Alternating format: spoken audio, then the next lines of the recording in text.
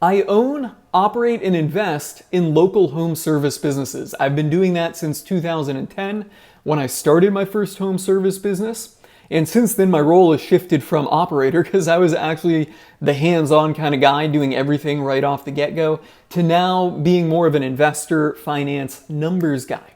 And the big way that I drive sales in these businesses is through online marketing, one of those methods being SEO, search engine optimization. And at one point in time, one of my business's websites that we're going to look at today, I'm going to show you guys the business, it was actually getting over 2,000 visitors a day, 30,000 a month.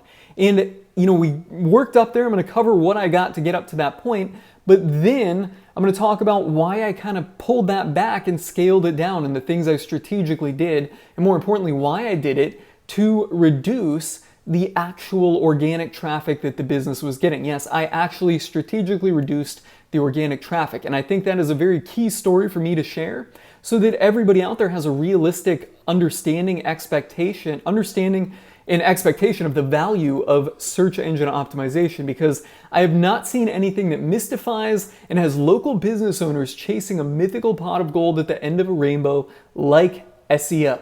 All right, so I wasn't planning to drop this out right off the get-go, but yeah, there's a lot of kind of smoke and mirrors and gold pot chasing with search engine optimization, and local business owners go for it and they sink a lot into it and ultimately get nowhere. So in this, I wanted to cover why 2,000 visitors a day actually hurt our business, the value of organic traffic over time, what SEO activities are a waste of time or money, and what works. So let me kind of start from the beginning here. We won the game of content marketing, and this is for my business that we have right there, Gulf Coast Aluminum, a patio and screen enclosure business. Let me put that down. Patio and screen enclosure business in Southwest Florida. There's me, not looking any older there. Started the company 11 years ago, still looking hardly a day over 20. So here's the business website. This is the business that was getting 2,000 visitors a day. And this was back in 2016, 2017, that we were getting so much traffic. And well, how did we get that traffic? Okay, well, I was out there and I was kind of consuming a lot of information on content marketing in the early 2010s and 2011, 2012, and I ran across Marcus Sheridan, the sales lion. He owned a pool business at the time. Now he's just into the content publishing marketing business. I don't even think he's involved with the pool business, but basically what his angle was answer questions for people and publish it online. Okay, so question might be, how does a pool cleaner work? How do you clean your pool? Stuff like that. And he was publishing it online and he was getting a ton of traffic in doing this, right? Become the resource. You often hear that in SEO, become the resource online.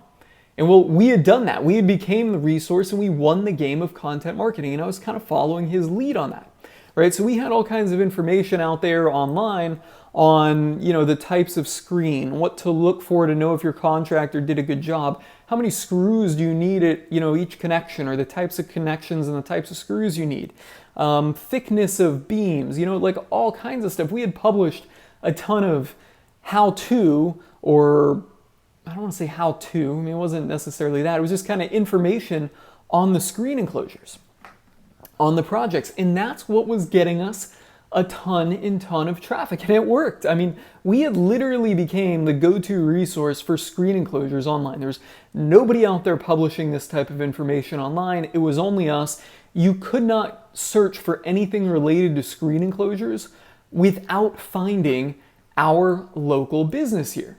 But that was the thing. We were, and we still are, a local business. We cover 2 counties in Southwest Florida, right? We cover relative to the US, we cover a very, very, very tiny little speck on the map that is our service area, and that's where we can serve customers.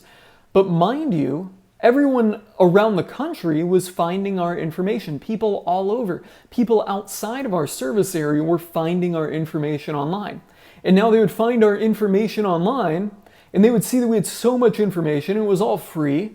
They figured we were just one big free resource for screen enclosure information. And what would they do? They would call us. And this got so bad at one point, I don't remember if this was 2016 or 2017, but it was so bad that at one point we were scoring our phone calls, our inbound inquiries, And at one point, over 80% of our inbound phone calls were what we called valueless calls. Basically, they were just calling to ask how to or DIY information like, where can I buy the materials when you've got a 9-foot rise and a 28-foot span and you're in Okeechobee, Florida, not in our service area, by the way. What is the minimum thickness that the upright post needs to be? Stuff like that, stuff that, was just stuff we could not make any money on. It wasn't actual buyer inquiries. It was not people calling me to quote for our services. It was people who are just like, hey, I found you online. You got a great website and a lot of good information out there. I got a question. Could you tell me this? Well, when you get those kind of inquiries, you can't make any money off of them. And then you've got a whole sales team. So mind you, we've got 7 or 8 people at that time behind this business handling the inbound phone calls, salespeople, right? And we would rotate the salespeople to where they would handle the inbound phone calls. So we didn't have like just dedicated CSR. We would route them to somebody that was actually pretty knowledgeable on the project. And I think that was a big advantage that we had in the business. But that was a whole nother topic. In other home service businesses, you get a CSR that doesn't know anything about the services. You get an answering service that doesn't even know anything about the business. In our business, when you call, you would get somebody that was extremely knowledgeable on the actual construction methods of these things.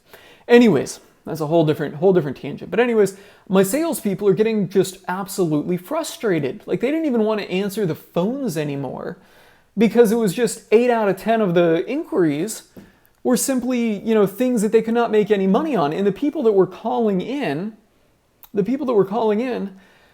wanted free information. And, to give them the free information would be oftentimes revealing our trade secrets or our proprietary information.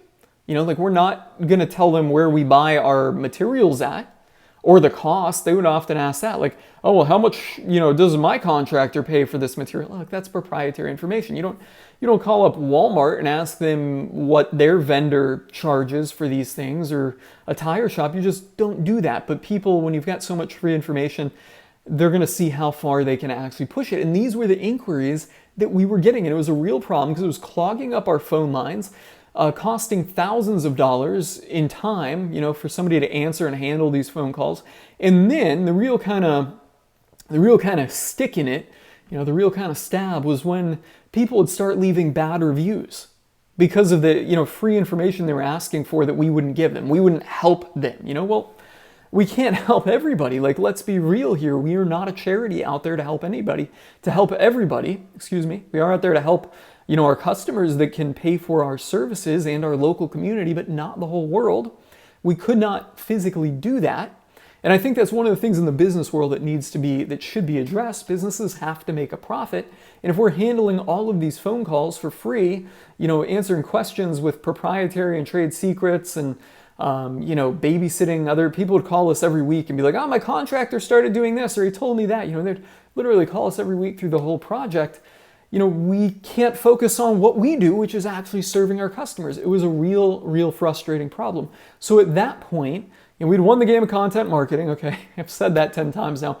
We won that game, but then I started, saying, hey, all of this is coming from our how-to or our informational content that's out there online. We need to take this off of our website so that we're not associated with it. And that's ultimately what I did. At some point in 2017, I think, and we moved it onto another website. So it still exists online. You can still find it out there. I'm not going to show you guys the site that it's on, but it exists on another website that we own, which honestly, just doesn't do anything except give us backlinks at this point, and it still gets a ton of traffic to this day. So we did that. We removed all of that informational content. You see a lot of people out there, telling you to publish that informational content and answer those questions like Marcus Sheridan was doing. But for us, it ultimately created more problems than it was worth. All right. So let's kind of go on from there here and talk a few things about SEO. Okay. So my backstory in it. And that we've gotten a ton of traffic. And my business website still gets a ton of traffic, but it's much more targeted. But here's a few kind of prerequisites we need to know about SEO. Number one, it is completely unpredictable. And I think that's not the prerequisite. That is just kind of the fact. Or it's not the number one, it's the only one. Right? SEO is completely unpredictable. How long will it take? Nobody has any clue. Will you even rank? We don't know. I mean, I've done things where we have published content on one topic with the intent of targeting a specific keyword, and then it starts showing up for some keyword we didn't even plan on and gets no traffic for the keyword we planned on. Totally unpredictable, uncontrollable. Will you even rank for things that drive business? You know, you could be like us, in this website here where we're getting traffic and rankings for things that are not driving business. They're driving valueless inquiries. And yes, I know there's going to be somebody in the comments that's going to say, well, you could monetize those inquiries in some way. Yeah, it is physically possible. And Marcus Sheridan, since I mentioned him, I'm not going to pull up his website, but he shifted from being, or their company shifted from being a pool installer, and they may still be, but to being a manufacturer and shifting pools. So yes, we could do it, but fundamentally, it would require a major change and shift in business. You know, maybe there is a way we could do it, but it would have required a major shift in our business, which is not something we wanted to do. Our local business here is and was highly profitable on its business model. We wanted to stay on that course. I mean, quite frankly, if you knew the numbers behind it, you'd probably say, yeah, just stay on the course that you're on. You know, avoid all of those valueless inquiries and don't try to monetize them. Don't shift business models, right? Anyways, SEO is completely unpredictable. The bottom line is, and I should put this in here in big, bold font, let's put this in here. Nobody really knows. Come on. There we go. Just going to put nobody knows. Like Scotty doesn't know. Nobody really knows what works in the world of SEO or what makes SEO tick. It does all kinds of random stuff we cannot control, we cannot split test, you cannot have variance, unlike paid advertisements, right? So that is, a real, I don't want to say a problem, but that just is something that you need to keep in mind, okay? Other than a few basic principles, which I will cover here. And there's one other thing I wanted to add, which I forgot to put in here. The stuff is done very impromptu. I just kind of am like, you know what? This is something that somebody asked me about recently. I want to share it with more people. Let me make a video on it, right? That's how I do it. So it's completely unpredictable. Okay. The value of SEO is declining.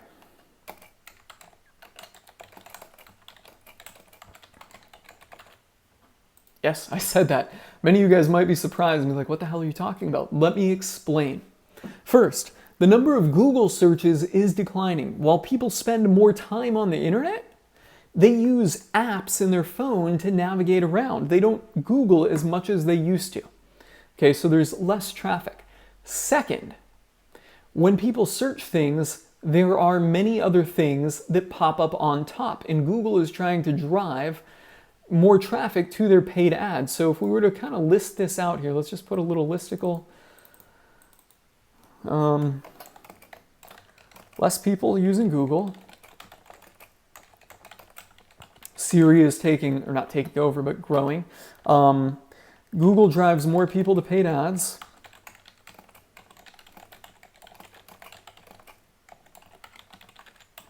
And then finally, what was the other one? Oh, the search results organic results get pushed further down.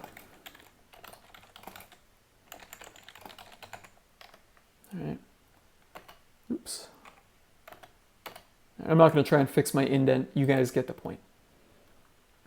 So if we do a search for something, a local business, on Google, let's take a look at the search results here and see what I mean about the organic results get pushed further down.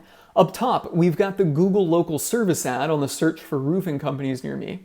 Up top, this wasn't here 5 years ago. Okay, ads.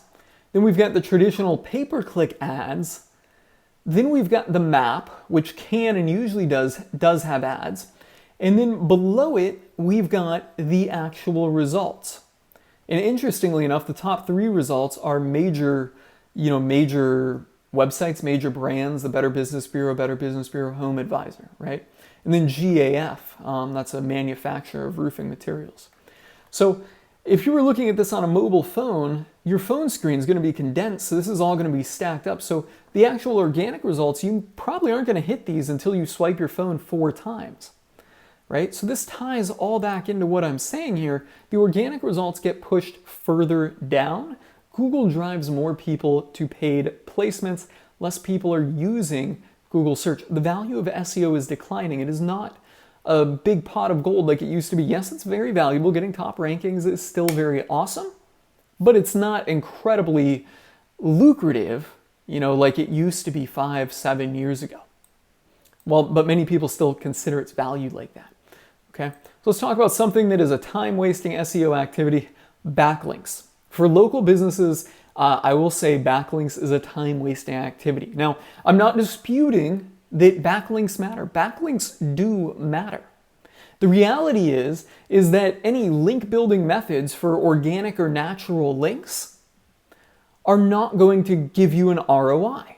It's a time-wasting activity because nobody wants to link to your local home service business, right? Like that is primarily the reason. And interestingly enough, when we had all the informational and educational content on this website here on a blog, it didn't really pick up any links. But then we moved it to a website that's not associated with any business and it seems like it has no commercial intent behind it. It suddenly started picking up links, not many, but that was organic. That was truly organic links. And there was nothing that we put into it. No effort was put into it other than publishing the content online. Nobody wants to link to your local business, if you have to go out there and ask them, right? And you see things like outreach, basically a bunch of outreach tricks out there, or kind of media attention style gimmicks, right? To get links. That stuff does not work, at least for producing a positive ROI on your time. If you are a local business owner, I was going to say if you do it yourself, there's many other better things you could be spending your time on. Likewise, if you're to try to pay somebody, there's many other better things you could be doing with your money. Simply don't even bother trying to build backlinks. If your vendors offer links or you're a member of the Chamber of Commerce and you can get a link or something, yeah, take it, right? When there's an easy link right in front of you by asking, simply take it. But going out and doing outreach and all kinds of stuff, it is not going to pay you any dividends. It's just going to be a loss for a local business.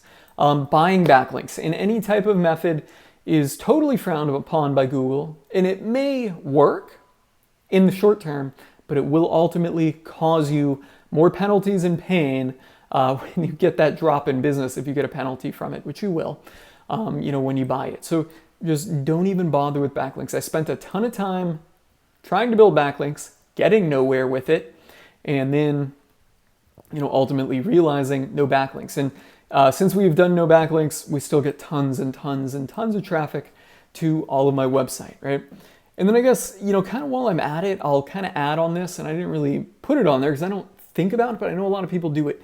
Anything that's kind of, this little microservice type of thing that you pay for that somebody says is going to work. Like, one I just saw yesterday was things where it's this program you sign up for and you put in your keywords and then your website and it searches it, like fake searches it. It's a fake robotic thing that searches it and goes down and clicks on your website, right? And that boosts your click-through rate. Well, yes, I would agree that click-through rate matters, but I think it would be really easy for Google to tell when there's a bunch of bot traffic, typing in a keyword and going down and clicking on yours and it's all coming from, I don't want to say the same place. They might be able to disguise that, but from a internet user, in this case fake, that does not have the characteristics of a real internet user. Local citations, any of that type of stuff. And I guess I'll talk about Google Local here. Again, Google Local relies on, many of the factors that we're going to talk about here, but simply reviews, getting customers to leave reviews, sharing things on your Google Local wall, that type of activity. All right, so what works? Publishing content on your projects consistently.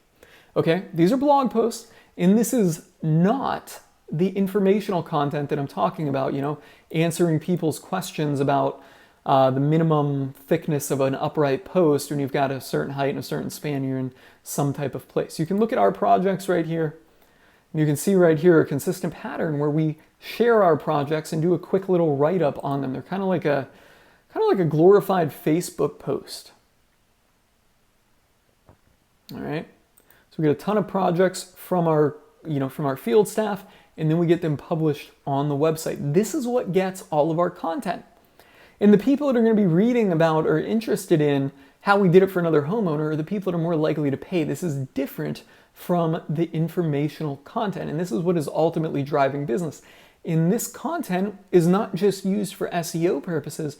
We can use this in the sales process, right? So this one here is on a picture window conversion in Fort Myers. We can use this in two ways. We can use this for nurturing by saying, hey, John, check out this project. It's a picture window like what we're bidding for you that we just recently completed. So now you're getting that social proof.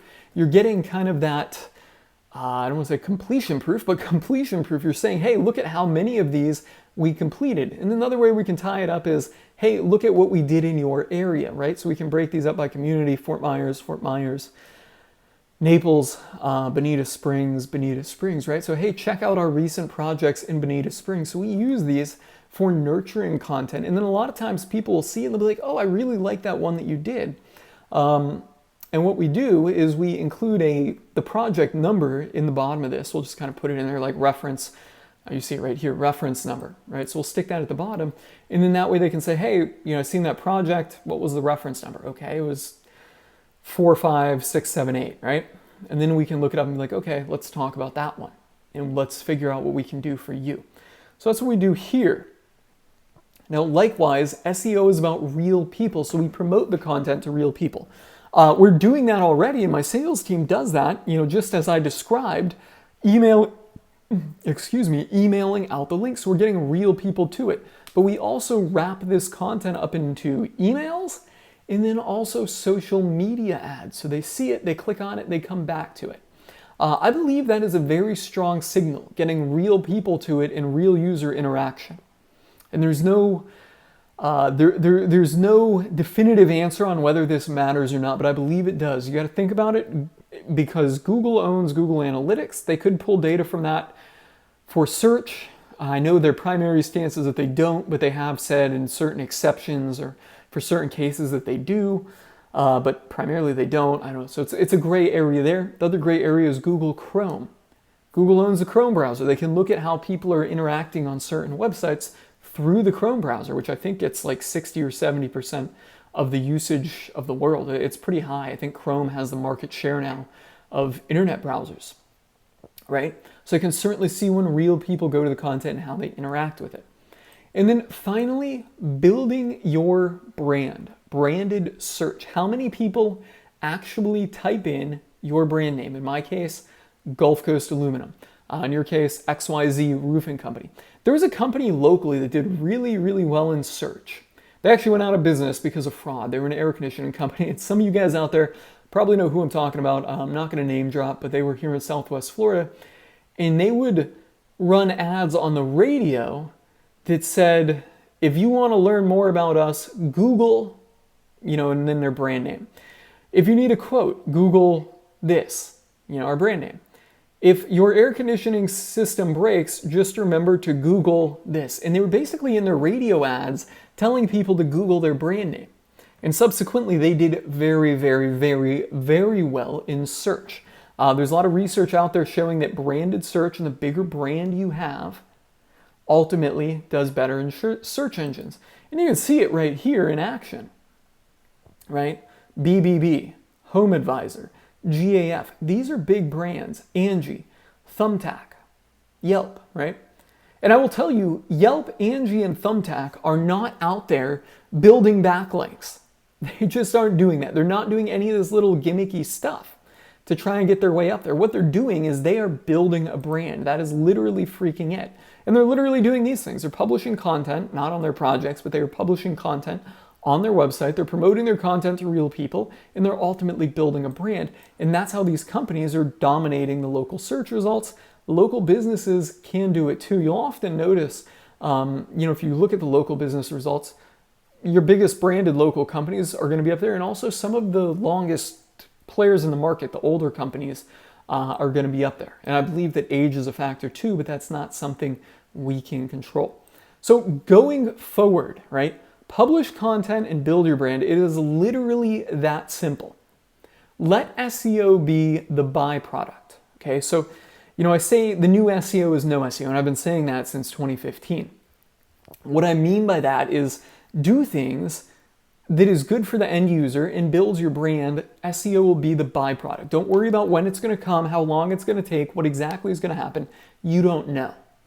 Any more effort or money than this up here is a waste, right? So, paying a company to do the blog post, which is incredibly difficult to do, because it takes a lot of time to go through the content. You need to have somebody that understands the projects. It's incredibly difficult. Like, this is not your little write a blog post for $50 and publish it on your website. This stuff needs review. It needs back and forth with your team so that the writers understand and know exactly what was going on in it and can craft an actual piece around it. And then it needs to get up there. But and then wrapping that, having a team that wraps that up into all of the social content so real people see it, using it with paid ads in conjunction with that and getting real people to it. That's what should be paid for. But again, that is simply publishing content and building your brand. SEO is the byproduct, right? And doing any more than that, buying backlinks, hiring an outreach agency, any SEO company that cannot tell you exactly what they are doing is not going to get you any results. They might get you something in the short term. Your website might just kind of catch a wave, where there's a Google update and you've been in business long and you've been doing other branding activities, and then subsequently your SEO spikes, and then you think that result is from your SEO company, but it's not. Any SEO company that cannot tell you what they're doing, I should say any company that sells SEO, is a total waste of money. I am saying that. I know that people are going to, drop hate in the comments. The people that sell SEO services are going to drop hate in the comments, but that is the bottom line reality. Any SEO company that sells SEO services, which I guess that's what an SEO company would sell, any SEO company, total waste of money. Instead, you want to look for companies that are doing content marketing and doing it in the method that I described here, right? In this case, they're not doing SEO, they're doing content marketing. They can quantify exactly what they're doing for you. We're doing 3 blog posts a week and 5 social media posts that are integrated with your blog posts. They can quantify that, right? But they don't say, well, we're going to try to get you rankings for this keyword. Because quite frankly, they cannot do that. Keyword SEO, and I know I talk about keyword SEO and keyword research, and this is something that's confusing, but it's different when you're running a content-based website, a large-scale publishing website, versus a local business. Because with a local business, all of your keywords are ambiguous, like roofing, right? I mean, like, if you were to do roofing, it's kind of ambiguous with roofing, Tampa roofing, Miami roofing, Orlando roof repair, leaking roof. Google can tell that all of that stuff is related to the same thing. So if you're just publishing the content naturally on your business, it's going to get all the keywords that it needs. Anyways. So going forward, drive business with paid ads. Here's the deal. With paid ads, results are immediate and measurable. You know real quickly whether the ads are working or not, and you know if they're specifically coming from those ads. With SEO, you cannot tell that. It's not immediate. And a lot of SEO companies string people along by saying, this is going to take a year. Okay, well, we're 3 months in. Where are the results? Well, you haven't been with us long enough. 3 months in with paid ads, you know whether it's working or not. You know exactly how much you put into it. You can trace, exactly what's coming back from it. Because a lot of SEO, with SEO, you can't trace what's coming back from the result of what you're paying for it. Some of it's just going to be traffic and traffic that your website would have gotten already. Traffic that's searching for your brand. Well, that's not directly tied to the SEO or the work of SEO, which, as you've kind of seen here, it really can't be quantified. So the results are immediate and measurable with paid ads. And for this reason, I don't focus on SEO. I say I do no SEO. On all my businesses, like Gulf Coast here, we simply publish content and build the brand. And all the businesses do get organic traffic, but that is simply the byproduct of what we're doing. We don't try to measure it. We don't care what happens to it. We enjoy it while it comes. We enjoy it because it's free. We know that one day at any time that could shift away. But again, we're focusing on building the brand. And that's the other thing with SEO, it can be taken away from you at any time. Google applies penalties, sometimes incorrectly, and then it goes down. Google sticks more ads in the top of their searches. Well, you get buried, etc. With paid ads, results are always immediate and measurable, controllable. You can turn them on, you can turn them off. You need more, you spend more money. You want them off, you turn them off, right? All right, so guys, that's a wrap on this video here. Local business SEO, lessons from 2,000 visitors a day. That's my insight. I hope you guys found it helpful and insightful. And if you guys have any questions, drop them in the comments below.